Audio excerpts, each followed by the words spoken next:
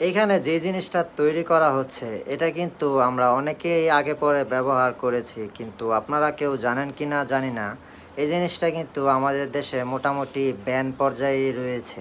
তো তারপরেও কিছু বিয়েবাড়ি, ঈদের অনুষ্ঠান কিংবা পূজা-টুজায় এগুলা ব্যবহার করা হচ্ছে। অহরহই ব্যবহার করা হয়। তো দেখতেই পাচ্ছেন আজকে এই জিনিসটার বানানোর প্রসেস। এটা কিন্তু বাংলাদেশের কোনো ভিডিও না, আর এই ধরনের কিছুর আমি প্রমোটিংও করতেছি না।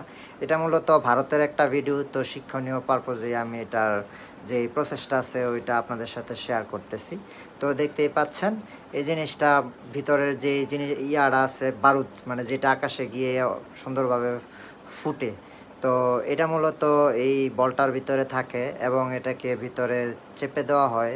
নিচে অবশ্য অনেকগুলো বারুদ এক্সট্রা থাকে যেটা দিয়ে বিস্ফোরণ হয়ে এটা উপরের দিকে উৎক্ষেপণ হয় এবং উপরে গিয়া ধুম করে ফাটে।